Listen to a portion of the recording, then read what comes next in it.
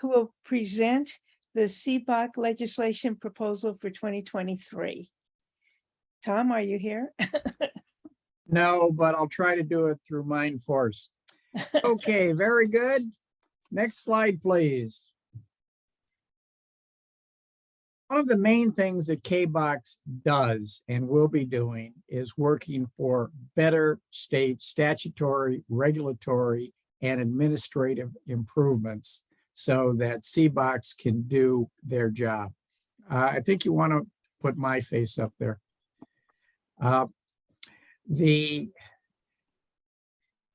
We have a mandate under California Ed Code, Section 1527882, to do our job, to be faithful to the intention of the voters and what they approved. Right now, as you will hear shortly when Anton starts talking about our survey that we did, there's a lot of CBOCs that are just not allowed to do their job by their governing boards and by the administrative functions. We've got to do better. We have been working very hard for quite a while to get our information, our package together, and we're continuing to work on it. So now I'm going to go through it, see what's in there. Everything is available. You see on a link here, you have available what all of our documents, and as we update them, we'll continue to update them there on the website. So next slide, please. Here's a summary of the main elements. This is not in the exact same format as the documents I just referenced. And the reason is I don't have much time, so I'm going to have to go through it fairly quickly. Those are the five main elements. Next slide, please. One of the major problems, by far the worst that we're dealing with, is that CABOC are not independent. Why? Because we have the CABOC members being appointed and selected by the people that they are supposed to be overseeing. That is a direct conflict of interest. We have got to figure out how to get this changed. This also will be what will be most difficult to get changed, but that is at the top of the list. CBOCs have to have the total responsibility for their own actions. We have CBOCs right now that aren't even allowed to set up their own bylaws, that don't set their own agendas, don't set their own meeting dates, etc. This is how bad it is. CBOCs have to have the power to do their job. One very important thing that we're going to be pushing for is the ability for each CBOC to have its own legal counsel, independent legal counsel, reporting only to the CBOC, paid by the district, not out of bond funds, because that's illegal right now, but every CBOC to have, if it wants it, its own independent legal counsel that will advise it and it alone. Next slide, please. CBOCs, in order to do their job, must have a budget. They must be funded to do what they do. They also have to have full and timely access, with the exception of things that are legally privileged, such as legal actions that are underway and a few other things, such as certain personnel actions. But legal ability to go in and get all documents, to talk to all personnel, to get out to all the job sites, and to talk to contractors. And also the CBOCs will have sole control over their own websites. Right now we have a statute that says that all CBOCs should have websites and that the district should provide them. Control is a little bit different from having a website. Next slide, please. Okay, we had a question on this, and I'll spend a little bit more time on that. Right now, there is a specific requirement in the California Constitution, coming from Prop 39, that the ballot measures presented to the electorate must have a list of the specific school facilities projects to be funded by the ballot measure. Makes sense. I will tell you that this is very difficult to do because the needs change over time. But it's a requirement in the Constitution. There was a legal action, Foothill De Anza Community College versus Emmerich a few years back. I will tell you, never get into an argument with an attorney about the law. You will never win.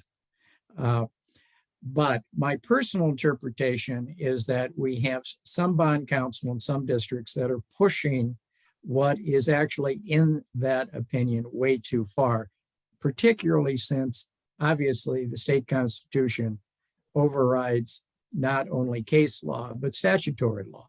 So what we need to do, we believe, is to get specific statutory language that defines what should be in the project list. What we are recommending is that we start with a facilities master plan that has everything that the district needs to do and plans to do going out decades. This is the best way to do long-term facilities planning. And that the project list specifically reference that facilities master plan. And in addition, it have a priority list saying these are the things, preferably in order, that we think need to be done first. This new school, this upgrade of the intranet and the intranet at each of our schools, et cetera, new air conditioners at this school, et cetera. There should be a priority list.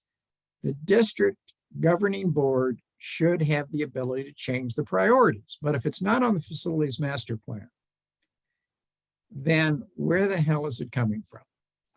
So we believe that that first thing in there, a list of the specific school facilities projects to be funded, is extremely important.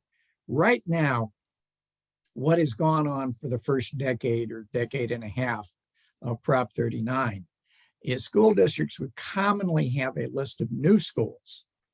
And it would vary, but often a generalized description such as a middle school of approximately 600 seats to be located within half a mile of the intersection of First and E Street or something of that nature.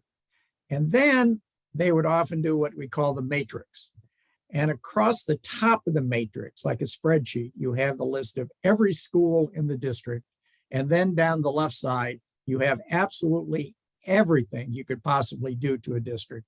And as long as you can find a cell, the intersection of the name of the school and the project, you say, okay, yeah, this was on the list we presented to the voters. Well, we would like it a little bit more specific than that. This will be difficult. We'll see. Okay, next slide, please. Audit. Audit is one of the most important things to control and properly manage any type of facilities program. Let me start by saying, I hope everybody listens to what Moss Adams said. I hope they get their PowerPoints. I hope they listen to the recording. They did an outstanding job. They have been there and done that. Well, the CBOCs need to get involved. This will start with, of course, the CBOC members learning what is involved in an audit, but what can be done better? We believe that the CBOCs need to have a role from start to finish. First, to be there when the audit objectives and scope are set forth. And this is particularly important in performance audit. They should be involved in the selection of the auditors. They should be involved in the audit kickoff meetings, and the CBOC or a subcommittee of the CBOC should get the drafts, and then the full CBOC see the final reports. While we're here, for God's sakes, do not allow the district, if you have any control at all, to low bid the procurement of the auditors. This is not something where you want the lowest bidder. You need specialists. You need people with experience who have been there and done that, preferably in Prop 39 and its K-12 and community college instruction. Don't buy audits like a commodity. You won't like what you get. And the first audit that should be done is before you do anything else in a program, go out and get some really qualified performance auditors, including some specialists in construction, to make sure that you have the people, and people come first, qualified, experienced experts in construction planning, et cetera, et cetera. You have the systems, you have the procedures, all in place before you turn over that first shovel of dirt.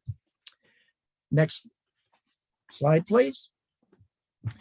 We believe very strongly here at CABOC that training of CBOC members is absolutely essential. That's why we put on these conferences. We have a huge amount of materials on our website, and we are now kicking off our own videos. And we just had our first recording session for the first, 5 of them, I believe. And we hope to be rolling those out very shortly. You have the video of our last conference, and you'll have the video of this conference. So what we would like to see is some dedicated funding.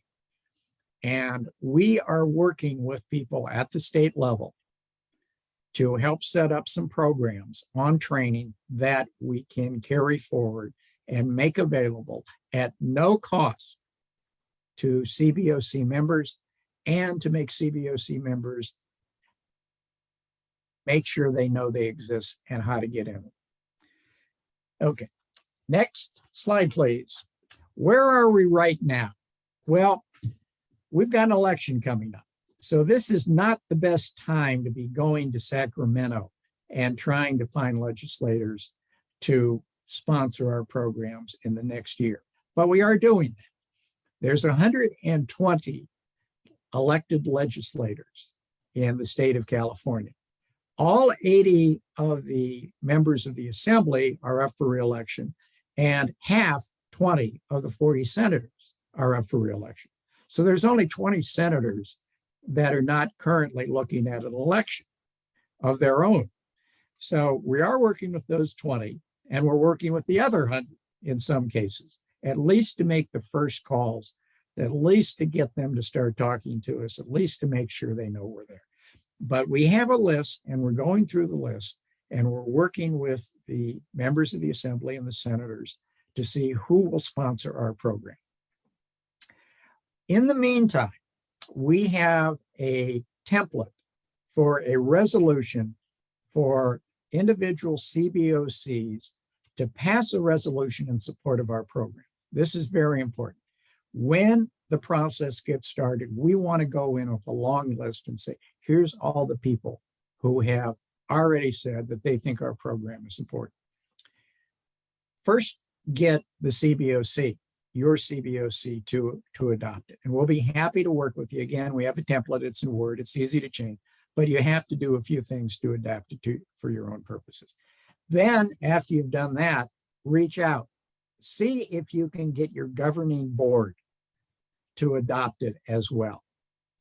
See if you can get a local taxpayers association, chambers of commerce, PTAs, etc., to also do that. We're doing it from here, but one-to-one locally is a far better way. We'll keep you informed on how we're doing. You'll get notices from us. Do what you can to help.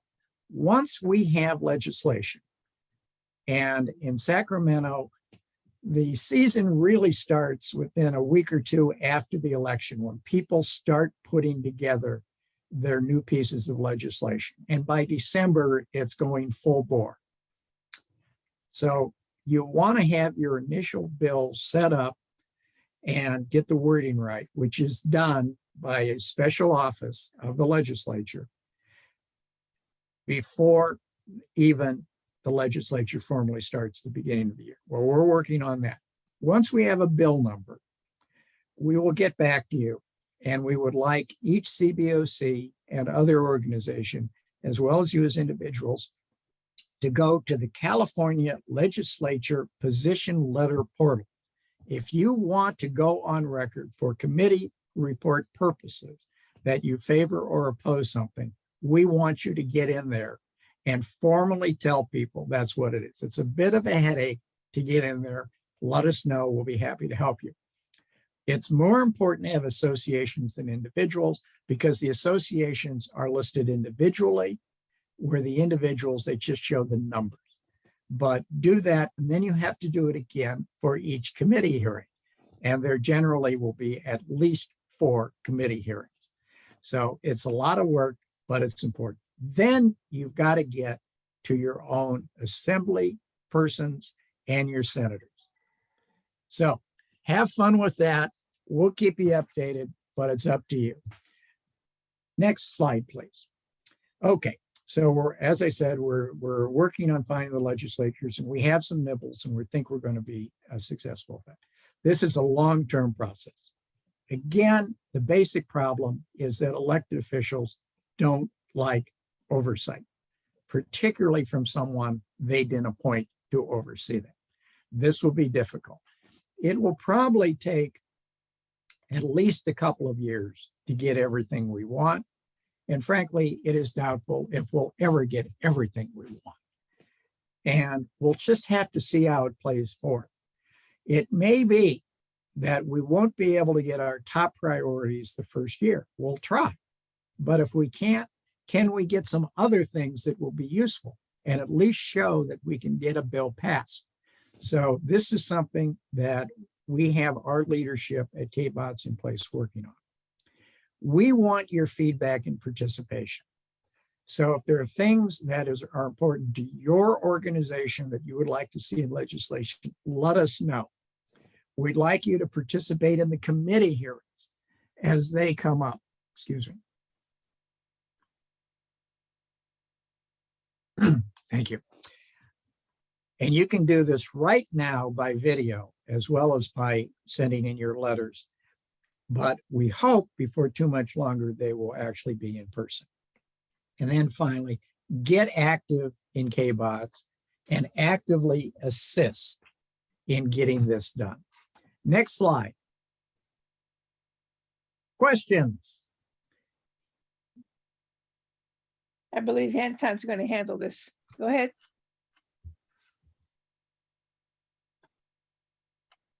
Anton, you need to unmute. Okay, there you are. Thank you, Tom. That was fantastic. Keith, how do I get onto the chat? Got it. Thank you. Tom, first question. Any tips how CBOC can communicate best to the public?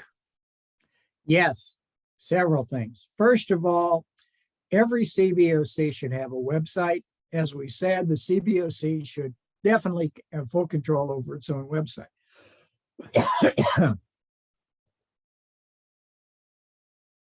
You should use that very actively. You should have your full schedule of meetings throughout the entire year with the site, obviously the time. You should post your agendas as far in advance and as possible. It's got to be 72 hours because of the Brown Act. But post your agendas, and then everything you do, every resolution you adopt, the minutes of your meetings, etc., have on your website. You can also post various papers that you do that are important to you, that you think people should know about. One of the other things that we are suggesting is that you have a process either on the CBOC website or the district's own website so that potential CBOC members can see what they need to do to apply. And what we really recommend is that people be encouraged to apply in advance and fill out the papers so that when there is an opening, and unfortunately people leave the CBOC for a lot of different reasons, and then seats come open after the 2-year term, and there's a limit on how many terms you can serve. So it's nice to have these people identified and they've been pre-qualified so the appointments can go quicker. So those are the main things. Use your website, have a contact point where people can email They can call in, leave a message if they like. If people want to use snail mail, have contact points. We do not recommend that you put the addresses, phone numbers, and emails of all CBOC members. If each CBOC and each CBOC member wants to do that, fine.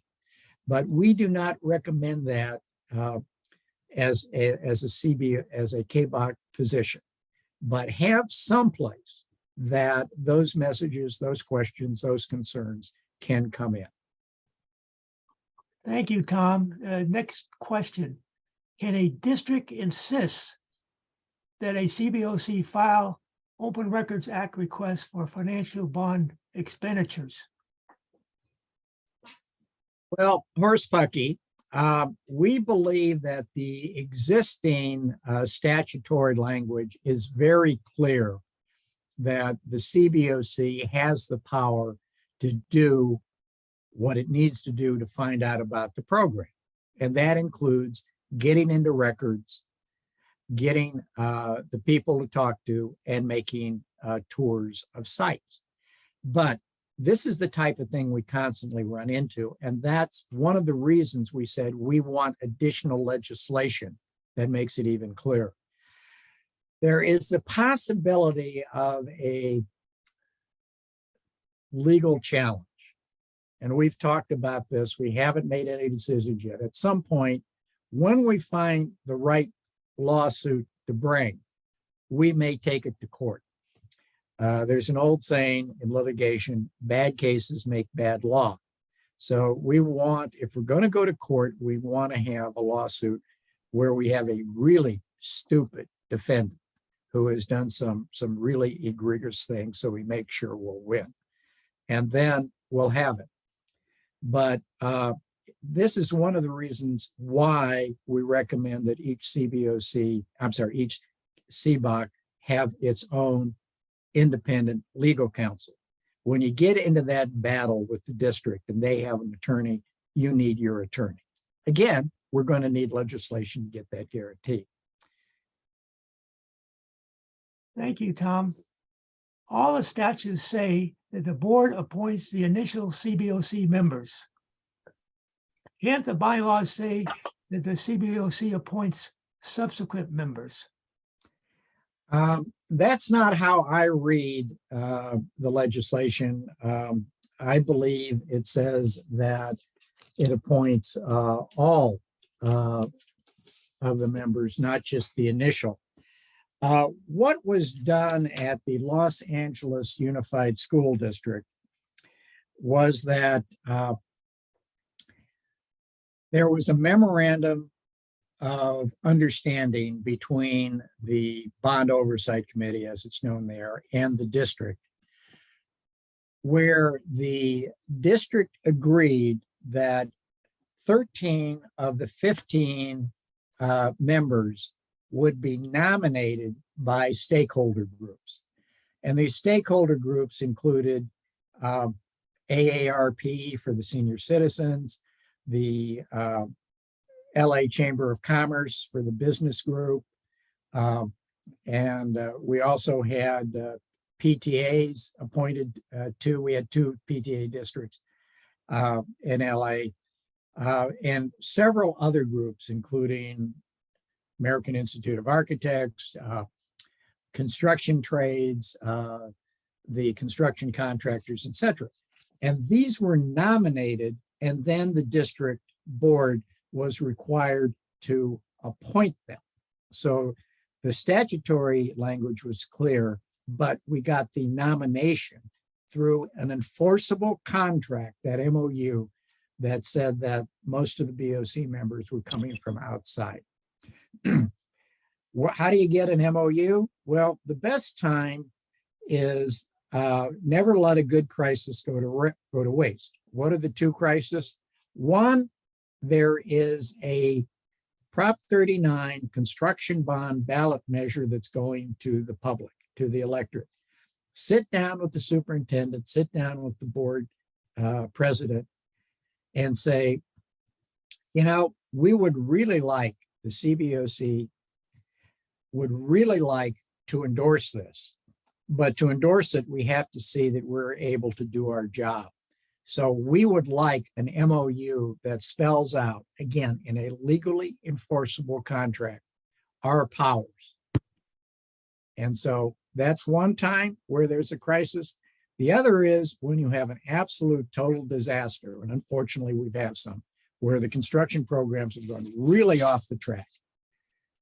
And the district is desperate to try to somehow gain back its acceptance by the voters that they can handle their money. Next. Next question, Tom, is can a CBOC member write an opposition to a bond measure currently on the ballot? Hey, I don't see why not. When you become a member of a CBOC, you do not lose any of your rights as a citizen other than conflicts of interest. But conflict of interest in this situation, that's not a conflict. If you're getting paid money through the district, through a construction contract or something, that's a conflict of interest. But if you have an opinion as an individual, that's not a problem. Be very careful. If you are a CBOC member and you're expressing opinion like that, make sure that you clarify that you are expressing that opinion as an individual. You are a member of the CBOC, but you are not expressing the will of the CBOC. That can only be done if the CBOC actually votes and adopts a position.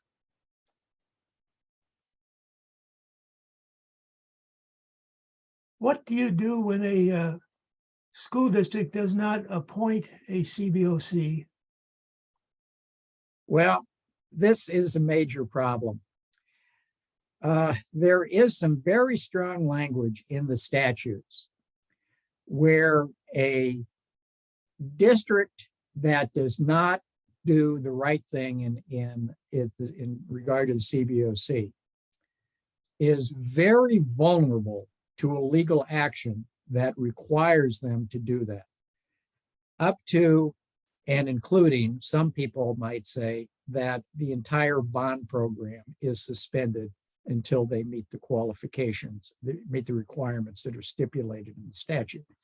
When I said that CABOC is looking for the right lawsuit to bring, if we're going to bring a lawsuit, well, something as blatant as not having a CBOC at all, that might qualify. Other things that could happen if they've never had a taxpayer representative, which is a requirement. If they've never had a senior citizen representative, which is required. If they fail on that, that might be a good action. But if it's just a month or 2 months when someone resigned before someone else can get appointed, that's probably not worth acting. But if they've never done it, if they've never had a CBOC, that might be ripe for a legal action. And frankly, CABOC would love to have that case go to court where we get a favorable decision. That is the last question I have on the chat. Does anybody else want to make a chat question before we move on? Or you can have me randomly pontificate for a while. Yeah, Anton, we had Mia Richardson with her hand up. So she may have a question for you. Yeah, I'm not sure, Keith, how we do that. Why doesn't she just put a question in chat? Yeah. Okay. And then we'll get to it. Yeah, we might have problems unmuting you, so.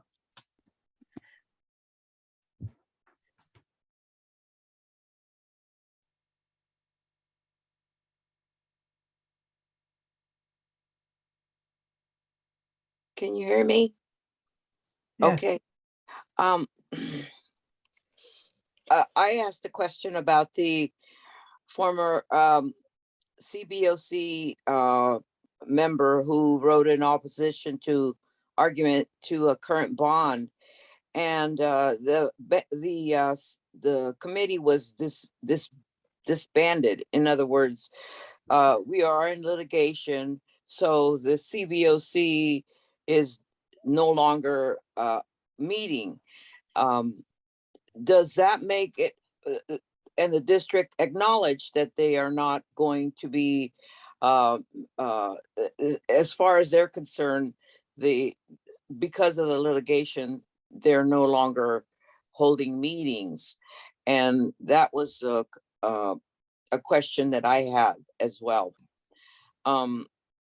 Can they still advocate against a current bond, which is still where, the district wants to push for teacher housing? And can teacher housing be included in a facilities request? Okay, well, teacher housing, this is a legal question.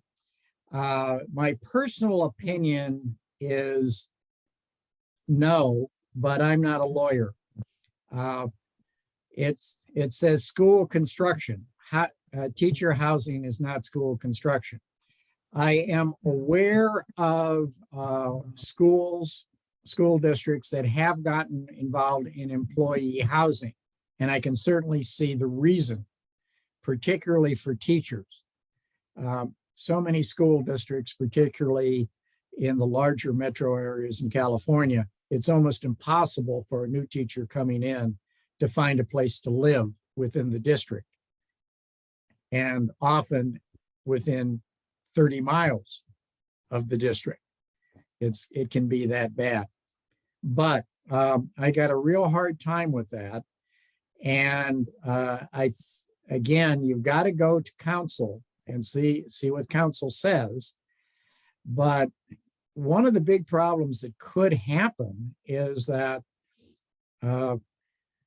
it's passed, then there is an action of some sort or a ruling of some sort that says that no, you can't use Prop 39 bond funds for teacher housing, and somebody brings an action against the entire bond and says the whole thing's invalid. Now, again, this is not legal advice. These are questions that one should ask attorneys who are qualified in this matter. So I think that's a very, very dangerous area. I think your school district is playing with fire, and not having a CBOC, again, my opinion, absolutely wrong. Lawsuit has nothing to do with it. We have state statute that says you must have a CBOC, period, end of story. That doesn't say except when you're being sued. Ridiculous. Oh, okay. If I may, a follow-up quick question. When gosh, it's just so much happening in our school district. Now I Go can't, ahead. but Take a deep breath. Take your time. well, you said some very disturbing things that I understand. We're just not in the right place in my school district, and they're now coming back asking for more money. And I have a problem with that as well. But I heard, okay, here it was. Someone told me that Prop 46 and the passage of the school teacher housing would require a higher pass rate of 67% versus the 55% of just a regular bond facilities request. Could this be a valid point to bring to the district? Well, again, I would, this is a legal question. I will tell you, ask an attorney who specializes in this particular area. I think the district, if they try to intermix it, they will be opening themselves up for some potential lawsuits. Even if they don't lose the lawsuit, it could hold things up for quite a while before anything could get done. So I think they are treading on very, very dangerous ground. If I were you, I would see if I could get a pro bono attorney, as no one, of course, who is not getting the money from the taxpayers can afford attorneys. See if you can find a pro bono attorney who can help you out on that. But from what you've described, what school district are we talking about? South San Francisco Unified School District. Okay. Yeah, Years I- ago, they put up a bond, and all the project money was there was audits, and there was some kind of missing money, millions in fact. And so we're still in litigation over that, and they're back to asking for more money this time, not less but more. They want $436 million from the taxpayers. So there's been a big pushback against this bond, and employees of the administration are paying, donating money to pass it. And I'm a board member at the moment, and I was the only one that opposed the bond, and 4 of them agreed to advance it to the ballot. So that's, if you need to know a little background, that's the mess I'm in. Thank you. well, Right. I certainly understand that. And things have gotten very, very bad. Here is how bad they have gotten. This is a recent audit, a special piece of work done by the Fiscal Crisis and Management Assistant Team, extraordinary audit of Bassett Unified School District. If you really want to see how bad it can get, you might check that one out. I've seen worse, but this is pretty bad. So be aware that the chickens eventually do come home to roost. I do have another question for you, Tom. We're having difficulty filling the taxpayer representative. Can you expand on who or what might constitute this position? Yes, they're looking for somebody who is active in a taxpayer organization. First of all, you are not limited in looking at a local taxpayer organization. So you don't need a taxpayer organization that's only for your school district, your community college district, or even for your city or your county. You can go to a statewide organization. You can even go to an organization in another city or county. That's perfectly legal. There is not a residency requirement for CBOC members. Some people think there should be, but right now there isn't. And there are a number of county taxpayer organizations. I'm vice president of the Alameda County Taxpayers Organization. Why don't you do a direct, just put in a chat with who you are, where you are, and I'll get back to you and see if I can come up with someone. I will tell you what some people have done in the past. They have found a person who they believe has the type of taxpayer orientation who might not be a member of such an organization. They have then suggested that that person contact the Howard Jarrett organization and have them nominate, put that person forward. So there are a variety of ways to do that. But send in your contact information. I'll contact you and see what we might be able to come up with. Another question, Tom, just to be clear, there should be ongoing recruitment for CBOC members. I definitely feel that way because CBOC members change at all times for all reasons. We had one pass away very unexpectedly. And it can take, even best case, 2 months before you go through the process and the person is appointed by the board. And I myself, as consultant to the Los Angeles Unified Bond Oversight Committee, we sometimes would take up to 6 months trying to find people. And so we really, really encourage both the districts and the CBOCs to actively try to recruit people in advance and do a pre-qualification. By pre-qualification, what do I mean? Well, one, if you're applying for a parent or guardian seat, you are a parent of a student in this district, right? Okay. If you're a senior citizen, you are a member of a senior citizens organization, such as AARP. Okay, fine. And do you have a conflict of interest? Yes or no? If you can get that out of the way and then get resumes, then you can speed up the process.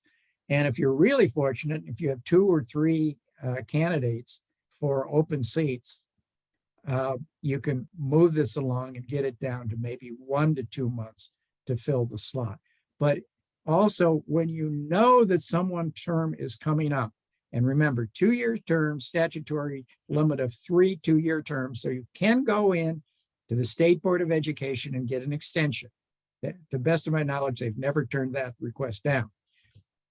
But when you know someone's term is up, for God's sake, start early to get the appointment made before the term expires. Tom, I've got one last question for you before we move on to the next session. It says our bylaws require CBOC members to be residents of the district. Well, when you say bond laws, Bylaws. if that Bylaws. means the ballot measure that was presented to the voters under Prop 39 and passed, if it says it in there, I would say that's probably valid. No, they're referring to the bylaws, Tom.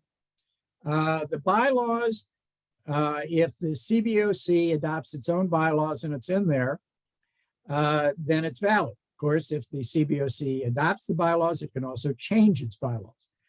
If the governing board adopts it, as I've said, we think that's not what governing board should be involved in. Governing board should not be involved at all with the bylaws of CBOCs. Thank you, sir. You did an outstanding job. I'll turn it back to Carolyn. Thank And you. we're right on time. Good.